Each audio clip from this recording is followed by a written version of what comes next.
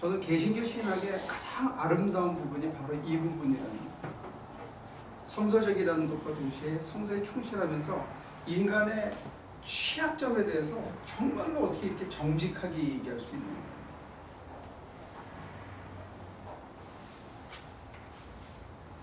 아마 저보다 훨씬 더 단단하고 성실하고 규칙적이고 정말 반듯한 사람들은 이 개신교 신학의 아름다움을 모를 수 있어요. 근데 저는 제가 허약해서 그런지 몰라도 정말로 이 개신교 신학이 정말로 아름다운 보물을 발견해서 성경 안에서 그게 뭐냐면 인간이 허약하다.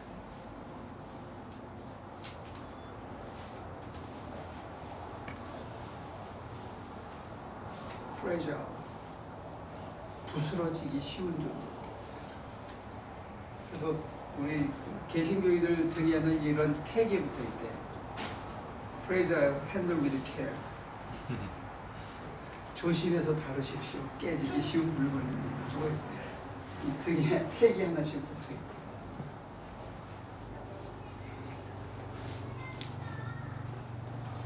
그럼 목사님은 그렇기 때문에 개신교 신학에서 그렇게 많은 교리를 만들었다고 생각하십니까? 그럼 이 교리는 왜 필요하다고 생각하십니까? 이걸 다 지금 목사님 하시는 말씀은 대체적으로 보면은요, 굉장히 교리만 이렇게 말하면 교리라는 건 일반론적으로 있잖아요. 교리를 얘기하는 경우 성경을 얘기하고 있는 것이. 우리 개신교 신학은 성경의 바탕을 뒀기 때문에 우리는 복음주의라고 해요. 이반젤리즘. 이반젤리즘이라는 것은 성경의 기초를 둔 신앙의 형태를 얘기하는 게, 그거를 무슨 공의에서 결정하거나 심리적인 체험에 두는 게 아니고 성서의 바탕을 두는데 성경을 일관성 있게 읽어야 된다는 거예요. 그런 의미에서 성경은 끊임없이 두 가지를 동시에 얘기하는데, 하나는 뭐냐면 인간이 취약하다는 것, 그 취약함을 하나님의 은총으로 극복하고 있다는 것, 여기에 우리의 소망과 최후 승리에 대한 기대가 있다는 것.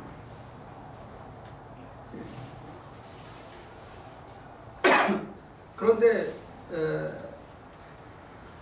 우리 기독교에는 어떤 면에는 크게 네 가지의 그 줄기가 있어요. 하나는 교회라는 전통의 흐름이 있어요. 그 다음에 하나의 흐름이 뭐냐면 성서라는 게 있어요. 성서. 그 다음에는 인간의 이성이라는 게 있어요. 그 다음에 인간이 기독교를 이해할 때, 하나님 이해할 때 자기 경험에 의존해요. 이 네 가지가 같이 흘러내려오는데, 개신교는 프라이머리 리소스를 언제나 성경에 두고 있다.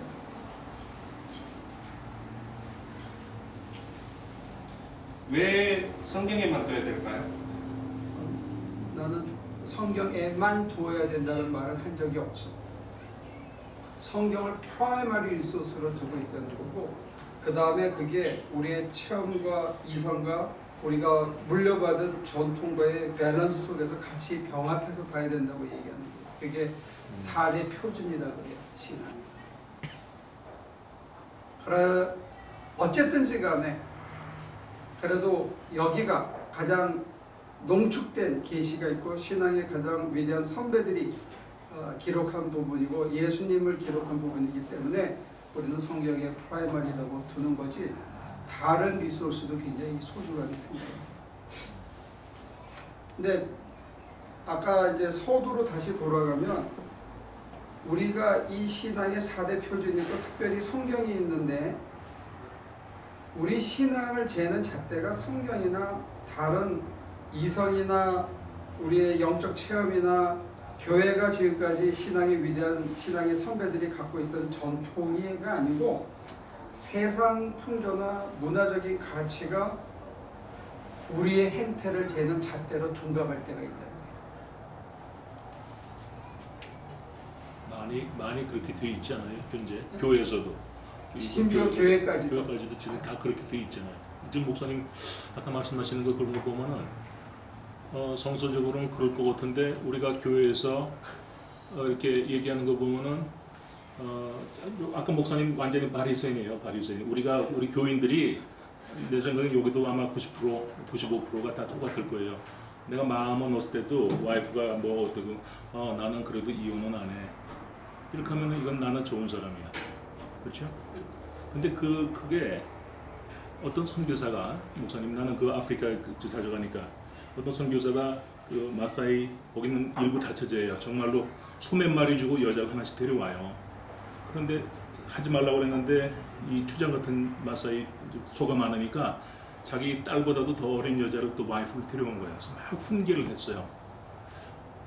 그렇게 하면 안 된다. 여자를 또 데려오지 마라. 남편을 아니 그러니까 와이프를 더. 근데 그 사람들 그 라이프는 그렇게 살아왔단 말이에요. 지금도 그렇고. 그걸 어떻게 설명을 해? 그러니까 선교사도 와이프를 더 많이 만들지 말라 하는 거를 얘기를 그 사람들한테 하는데도 불구하고 또 데려와요. 그런 걸 어떻게 설명을 해야 될지 모르겠어. 그럼 오케이? 근데 그런 거 잘 이해를 못 하겠어요. 그런 거. 극단적인 예측은 2050년이 되면 1차 제도가 미국에서는 주종을 이루지 못할 거라는 미래학자들의 예측이 있어요. 결혼하지 않고 사는 형태로 이렇게 가는 게 그러니까 리걸 커미먼트가 사라지고 리걸 커미먼트가 사라졌는데도 불구하고 그 사람들에게 소셜 세큐리티 베네핏이나 모든 것은 동일하게 주는 그런 시스템으로 이 미국 사회가 변해갈 거라고 봐요. 그러면 2050년이 불과 40년도 안 남았어요. 우리 아이들이나 손자들이 사는 시대에는 그게 보편화될 수도 있다는 거예요. 그러니까 일부 일처제가 정착된 게 사실은 그렇게 오래된 게 아니에요. 근데 우리는 그 문화 속에서 지금 살고 있잖아요. 예, 그 문화에 살고 그래서 있으니까 그거가 아니면은 다 그 죄라고 생각을 하죠. 이분 교회에서도. Right? 여권이 신장된 게 그렇게 오래돼 있지 않아요. 여자의 권리가 한 남자하고 동일하다고 인정받은 게 불과 한두 세기 채 안 돼요. 미국에서도 투표권이 주어진 게 한 50년밖에 안 돼요. 거의 그렇게. 60년도 50년 됐어요.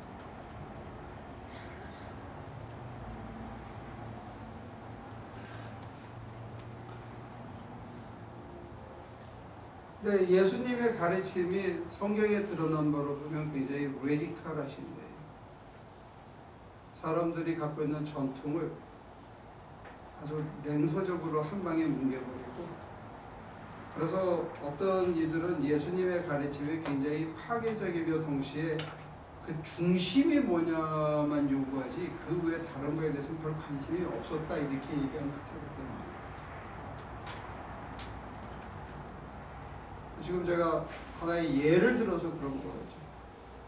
근데 누가 직장 생활을 하면서 일주일에 2번 골프하러 나간다. 이거 도둑질이에요.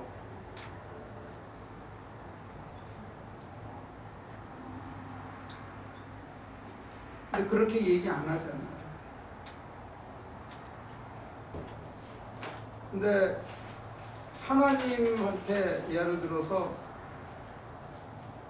일주일에 한 이틀 정도는 자기를 위해서 즐기는 시간을 갖는다. 이것도 하나님 앞에는 도둑질이 돼요.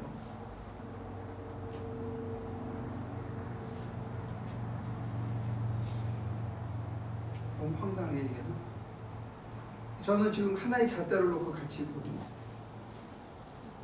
남의 밑에 가서 일을 하면 뻗정다리로 일하는 거 이것도 도둑질이에요. 8시간 일을 하면서 최선을 다하지 않는 거 이것도 도둑질이에요. 마찬가지로 놀고 먹는 것도 이것도 도둑질이에요. 신앙적으로. 소셜 세큐리티가 시작된 게 1936년인가예요. 1차 세계대전 공황이 왔을 때 했는데 그때 공황의 소셜 세큐리티는 일하는 사람에게 일기회를 주고 돈을 줬어요. 지금처럼 일 안 하고 소셜 세큐리티 나온 거는 1965년 이후예요. 흑인들이 제일 후회하는 게 인권운동에 실패한 이유가 일하지 않고 돈 받게 했던 시스템을 만들어 놓은 거예요. 자본주의 사회에서 소셜 세큐리티 시스템이 나오기 시작한 게 1946년이라고요. 노동당을 물리치고 보수당이 영국에서 정권을 잡게 되는데 그 이유가 뭐냐면 요람에서 무덤까지 우리가 보장해 준다는 거예요. 전쟁에 패해. 그래서 투표에 이겼어요. 우리나라에서도 이번에 복지 전쟁이 이루어진 거예요. 많은 복지를 준다 해서 복지에 그럴듯한 설득력이 있고 이거는 허황되지 않다고 했는데 우리나라 전 예산의 20%가 넘어요. 복지 예산이. 미국은 37%래요. 이건 큰일 난 거예요. 이거는. 옛날에는 일 안 하면 먹지도 말라 그랬어요. 성경에는. 나이 80 넘어도 하여튼 움직여야 돼요. 애들 돌보고 하다못해 뜨개질이라도 해야 돼요. 그래야 먹을 수 있어요. 이게 성경이에요. 일하지 않고 앉아서 받아먹는 거 이건 뭐가 잘못된 건데 이게 투표권을 갖고 있기 때문에 지금 그렇게 가는 거예요.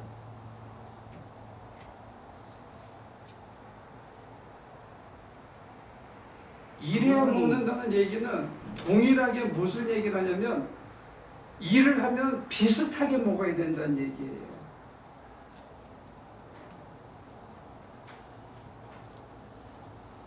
그래서 언젠가 제가 소개했죠. 핀란드에서 티켓 뛰면 노키아 부사장은 1억 2천만 원 티켓료를 내고 우리 같은 사람이 티켓을 뛰면 1만 몇천 원만 내면 됩니다.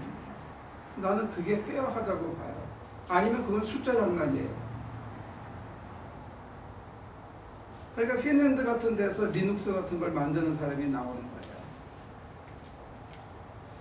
이게 언제부턴가 이 자본주의가 성서의 가치하고는 전혀 다른 것을 정당화시켜주게 되고 심지어는 교회도 이제는 자본주의 윤리가 들어와가지고 성경의 원리보다 자본주의의 논리가 더 상위에 쓰게 됐어요. 그래서 많이 버는 걸 당연시하고 그것을 축복으로 인정해주고 그렇게 하라고 목사가 가서 개업 예배할 때 그렇게 축복해주는 게 당연시되는 세상에 우리가 살게 된 거예요. 근데 그게 과연 얼마나 지속될 건지 우리는 볼 필요가 있어요.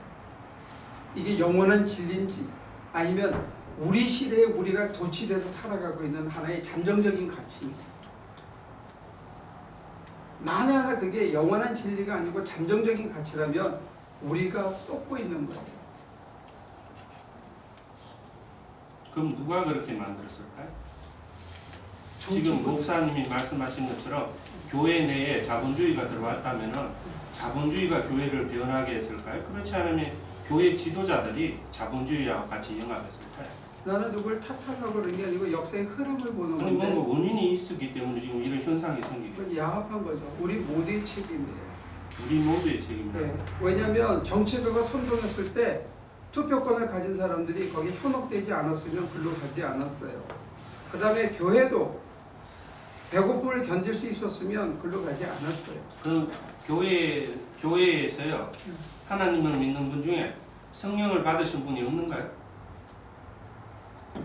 지금 틀림없이 우리가 하나님을 믿고 있고 하나님을 믿는다는 것은 우리가 성령을 받아가지고 하나님의 자녀가 돼가지고 하나님의 자녀로서 사는 건데 지금 우리가 한 사회에서 사회인으로 살기를 목사님은 말씀하시기를 지금 헌법에 보장되어 있는 것도 우리 신앙적으로 보면 헌법도 안 맞고 우리 신앙적으로 먹어 성경적으로 먹고 근데 결론적으로 얘기하면 그냥 제너럴 일반적인 얘기일 뿐이고 좀 이상하거든요. 제가 좀 이해를 하기에는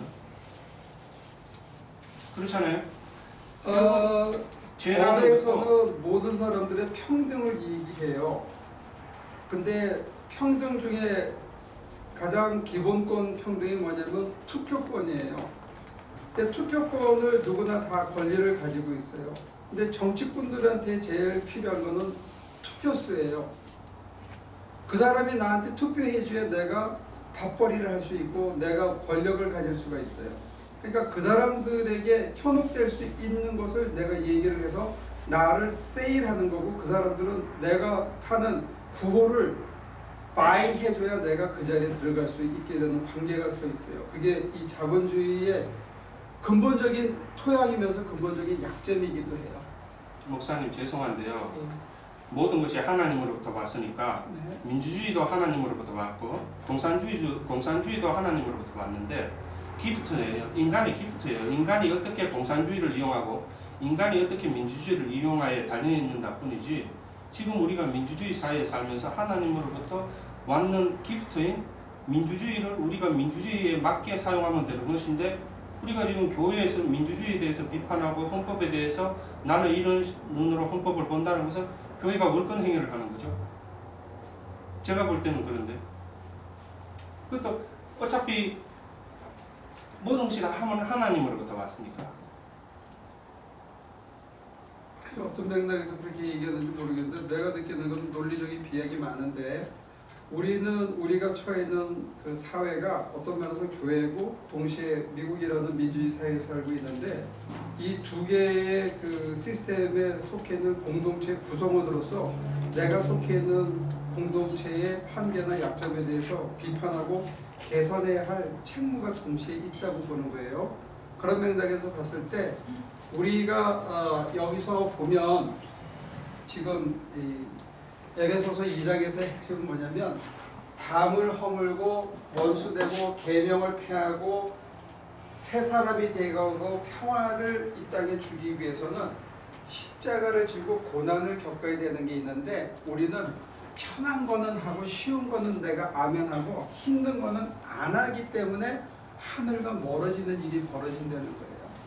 그 예가 뭐냐라고 구체적으로 물어봤을 때 제가 몇 가지 예를 들어드린 건데 그 중에 하나가 뭐냐면 앉아서 놀고 먹는 것하고 그 다음에 내가 벌었으니까 내 거고 나는 당연시 하고 이거는 나는 다른 사람보다 시간당 더 벌어야 된다고 생각하고 그것을 하나님의 축복으로 여기는 이 두 가지 극단이 동일하게 우리의 민주주의도 약화시키고 성서의 원리로부터도 멀어지게 하는 거라는 것을 얘기합니다.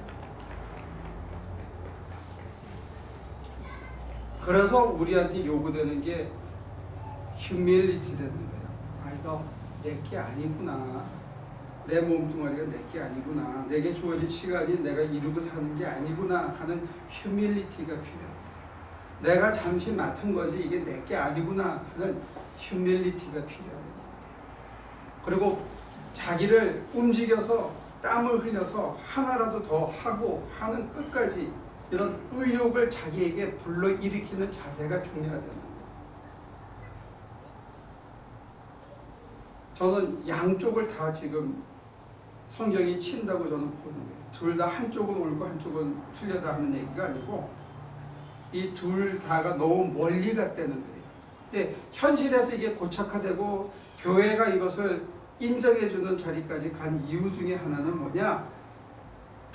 이 정치라는 속성이 거기에 있지 않나고 진단합니다. 아니 지금 목사님이 교회라고 말씀하시는 그 교회가 어떤 교회예요 도대체? 응? 지금 목사님 말씀하시는 그 교회라는 게 어떤 교회예요? 교회 이 개신교의 어떤 지도자들이 있는 그 단체를 얘기하는 거예요? 그렇지 않으면 우리들도 같이 포함되어 있는 전체. 심지어 전체? 우리 속에서도 그런 마음이 있어요. 쉽고 편하고 쉽게 살고 싶은 생각들이. 목사님은 아미시를 기독교인이라고 생각하십니까? 아니라고 생각하십니까? 그 사람들도 기독교 한 분파죠. 기독교의 한 분파요. 그 사람들은 성경 공부도 안 하고 성경책을 뭐 읽지도 않고 찬성만 하고 뭐 그 사람들의 생활을 좀 이렇게 들여다 보셨는지 모르겠는데요. 네. 그 사람들은 가정당 밀리언씩 이상씩 가지고 있어요. 그래요? 예. 뭐 몰랐어요. 땅들도 많고 우리가 보기에는 뭐 전기도 없이 생활하는 거지만 그 사람들 다 부자예요. 땅 가치를 환산했을 때 그런지 몰라도 네. 그 사람들이 캐시를 그만큼 갖고 있다는 건 금시초문인데. 뭐 캐시로 만들면 만들 수 있고 땅이라고 팔면 되는 거예요. 아니 그건 아니고 그 얘기는 다른 거고. 그런데 그 일반론적으로 얘기해가지고요. 일반론적으로 얘기해가지고 교회라는 것은 있잖아요. 과연 성령을 받은 사람이 내가 교회로서 내가 성령을 받은 사람으로서 내가 얘기를 한다.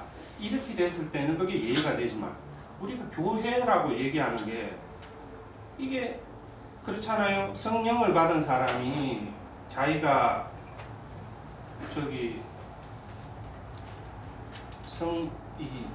예수님을 믿는 이렇게 모임을 하는 리더가 되고 이 좀 전에 시스템에 대해서도 얘기했는데요. 자기 혼자서 시스템을 변화시킬 수는 없잖아요.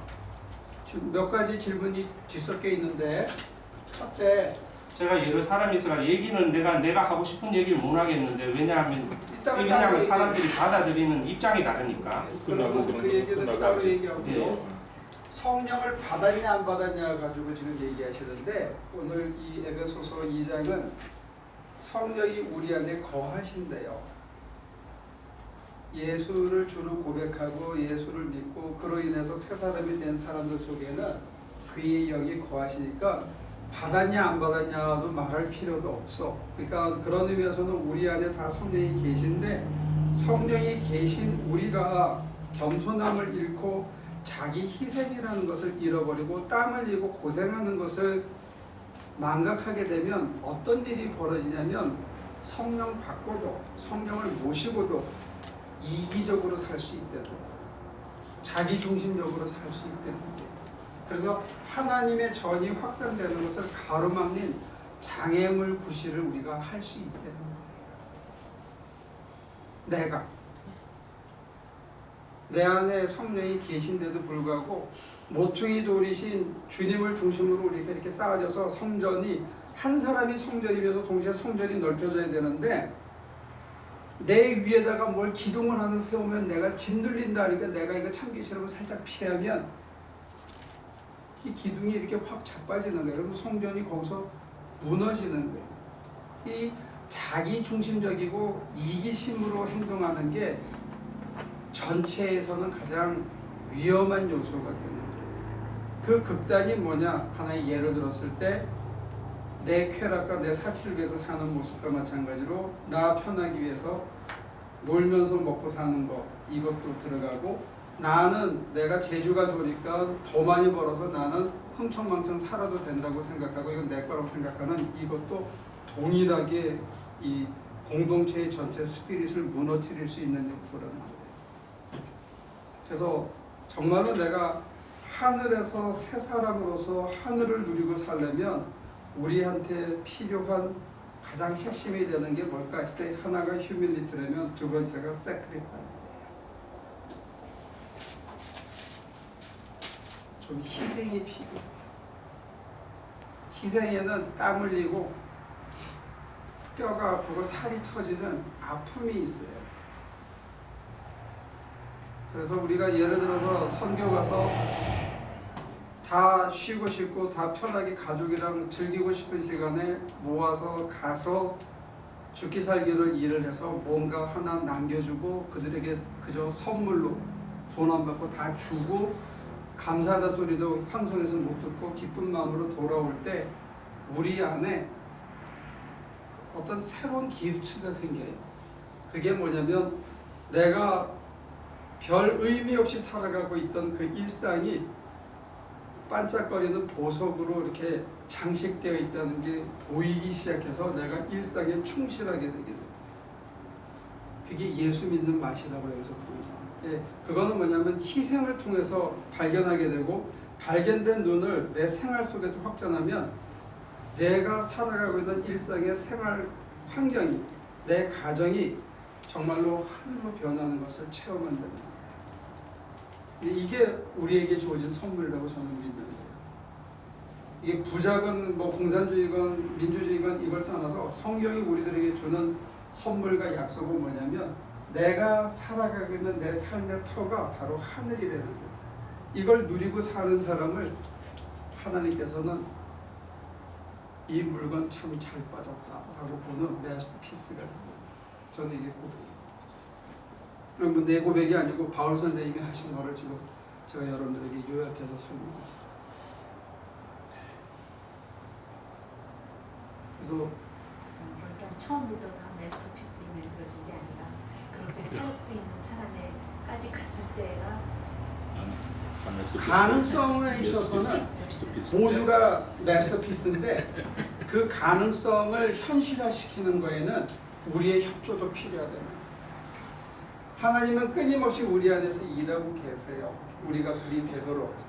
근데 내가 어떤 때는 물이 오는데 여기 셔럿 밸브가 있어. 그래서 샤랍 시키면 물이 거기서 멈춰. 그래서 어떤 때는 밸브를 이렇게 들이면 물이 이쪽으로 흘러. 어떤 때는 밸브를 틀면 이쪽으로 흘러. 근데 정말로 하나님이 원하시는 게 스트레이트 포워드하는 거라면 우리가 밸브를 거기다 맞춰주는 지향점이 중요하다는 거예요. 그래서 기독교는 중심의 종교라고 얘기하는 거예요. 내 중심이 어디를 바라보고 내가 얼마나 개방되어 있느냐에 따라서 이게 흘러가는데 이게 쉬프트 할 때 뼈를 깎는 아픔이 있다는 거예요. 쉬프트 할 때. 그 다음에 처음에 물이 확 지나갈 때 모든 게 다 빼앗기는 것 같은 불안함이 있다는 거예요. 그거를 참고 견디면서 내어 맡길 때 하나님이 우리에게 가장 선한 것을 주시더라는 고백이 우리 신앙 선조들을 통해서 주어져요. 그러니까 여러분과 제가 다 potentially masterpiece입니다. In actuality 그거는 who knows. 근데 저는 복음 선거에 저기 우리는 다 하나님의 작품이란 그 복음 선거가 있잖아요. 근데 이제 그거를 내가 정말로 그 방향을 향해서 잘 가고 있는가 하는 시험석이 하나 있는데 그게 여러분들 심장 속에 여러분들의 관계 속에 평화가 있는지. 체면이나 교양이나 다른 사람의 인정이 아니라 여러분들 속에 있는 내적 평안이 있는지를 점검해보고 그러면 제대로 따라가고 있다고 우리가 보시고 그 다음에 주님께서 또 설교를 통해서 또는 성경 공부를 통해서 때로는 어떤 좋은 책을 통해서 우리한테 부담감이 다가와요. 어떤 부담감이 다가오느냐 내 걸 내놔야 되나? 내가 그걸 꼭 해야 되나? 하는 어떤 영적 부담감이 옵니다. 힘들더라도 여러분들이 아멘 하시면 좋겠습니다.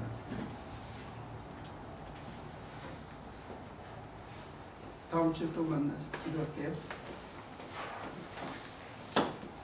하나님 불러주셔서 이렇게 같이 말씀을 나눴습니다. 바라옵기는 고개 숙인 당신의 자녀들의 심장 속에 참 평강이 임하게 도와주시옵소서. 때로는 남들이 다 애쓰고 땀 흘려도 나는 뒷짐짓고 내 몸뚱아리 하나 내 마음 하나 편하기를 바랄 때도 있는데 오늘 애쓰고 땀 흘릴 때 같이 애쓰고 땀 흘리고 함께 고생해서 주님이 주시는 놀라운 평안이 있고 또 그로 인해서 우리가 함께 이루어가는 하나님의 전이 있다는 것 배웠습니다. 우리 각자의 삶이 정말 하나님을 모신 성전의 삶이 되게 하시고 아무도 앗아갈 수 없는 잔잔한 평강이 정말 그리스도 안에서 새로워지는 새로운 존재로서의 삶을 살아가는 우리 하나 교인들이 되도록 도와주시옵소서. 예수님의 이름으로 기도합니다.